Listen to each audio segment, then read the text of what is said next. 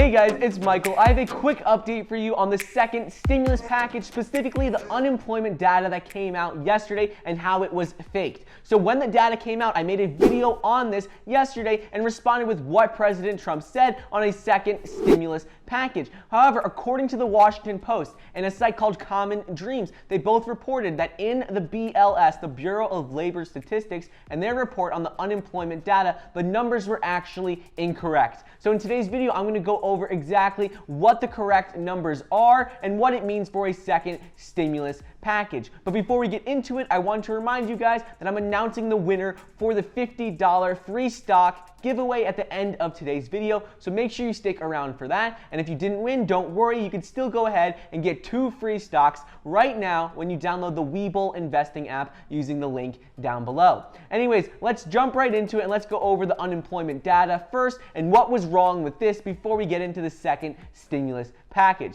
So with the unemployment data yesterday, in the bottom of the report from the BLS, they said that there was a special note that says that there was a major error indicating that the unemployment rate likely should be higher than the widely reported 13.3%. They said that this was an incorrect percentage. The special note said that the misclassification error had not occurred.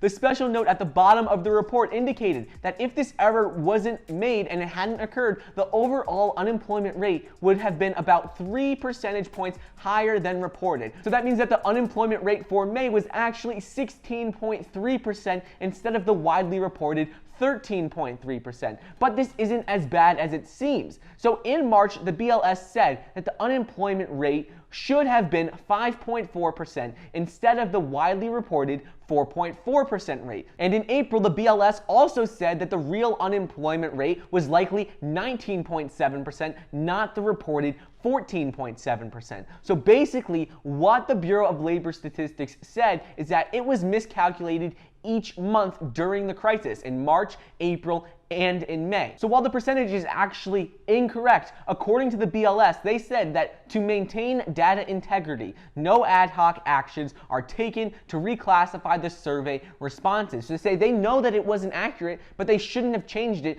for May and made it appear like it was higher because they want to report using the same methods in each month, because otherwise it may have looked inaccurate. So while the unemployment rate should have been 16.3% instead of 13.3%, ultimately unemployment fell this month no matter how you look at it, because if it would have been 19.7% in April and then went down to 16.3%, well, then it still would have decreased. But according to the BLS and what they reported, they said it went from 14.7 to 13.3. So ultimately, it decreased either way. And because the numbers were reported incorrectly, there have been some rumors going around that President Trump may have tinkered with some of the data and may have influenced the BLS to report inaccurate data. However, according to Jason Furman, the former top economist for President Obama, he said that you can 100% discount the possibility that Trump got to the BLS. He said not 98% discount, not 99.9% discount. He said 100% discount that President Trump tinkered with the data. He said that there are 2,400 people who work at the BLS and they are known for reporting accurate data and they would not have been influenced by anyone. He said no one would have influenced them to report numbers the way they did. So a lot of people were curious as to why the BLS was reporting the numbers inaccurately in the first place. Why did they report them inaccurately for March, April, and May? Economists at the BLS, they admitted that some people should have been classified as temporarily unemployed or furloughed during the shutdown, but were instead misclassified as employed but absent from work for other reasons. The other reason category is typically only used for people on vacation, serving jury duty, or taking leave to care for children or relatives. These reasons are typically situations where the worker decides to take leave but isn't forced to leave work. And right now, during the pandemic, all of these people who were classified in this report as absent from work for other reasons, they weren't voluntarily choosing to leave work. They were forced to leave work. This is why the data was incorrect, because normally people who were absent from work with other reasons did not fall into this category as being furloughed or asked to leave work. People who are asked to leave work should have been classified as unemployed.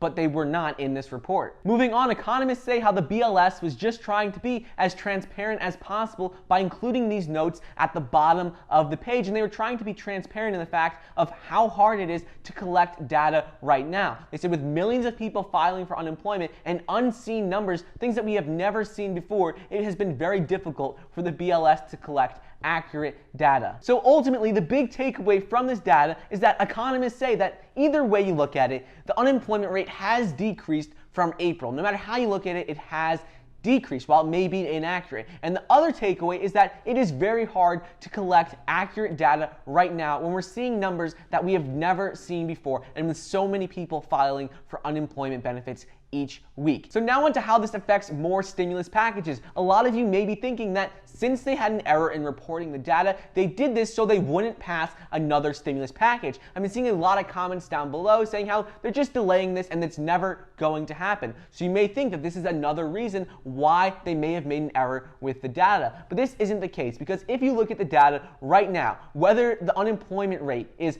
13.3% or if it's 16.3%. If you look at it either way, we're still in double-digit unemployment rates. And the unemployment rate right now, which was reported at 13.3%, that is still higher than any unemployment rate we had seen during the Great Recession. So ultimately, it doesn't matter if the unemployment rate is 13.3 or 16.3%. I'm not saying that the 3% difference and miscalculation in reporting the data isn't important, but ultimately 13 or 16%, either way, that is still really, really high unemployment rate, and either way, it is not good.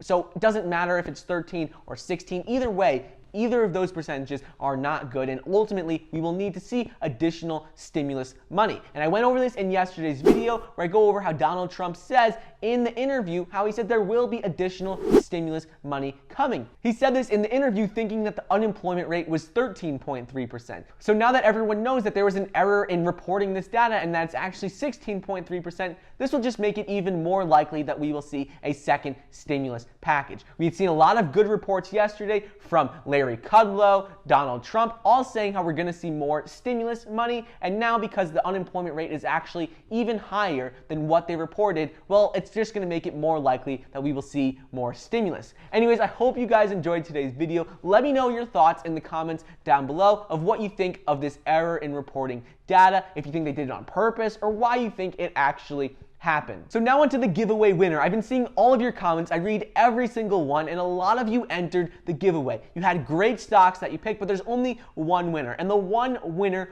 for the $50 free stock giveaway is this person right here. Thank you so much for all of you who have entered. I'm going to be messaging the winner, so make sure to respond to my message with your email so I can contact you and send you your prize. If you'd like more giveaways in the future, please be sure to comment down below what giveaways you'd like to see, if you want more free stocks, or what you would like to see in general. Anyways, don't forget to get your 2 free stocks valued up to $1,400 when you download the Webull investing app. All you need to do is download the app, deposit $100 into your account, and you'll get 2 free stocks valued up to $1,400. Get 1 free stock when you sign up for Robinhood. Thank you so much for watching. Please be sure to like the video down below, leave a comment, and subscribe, and I'll see you guys next time.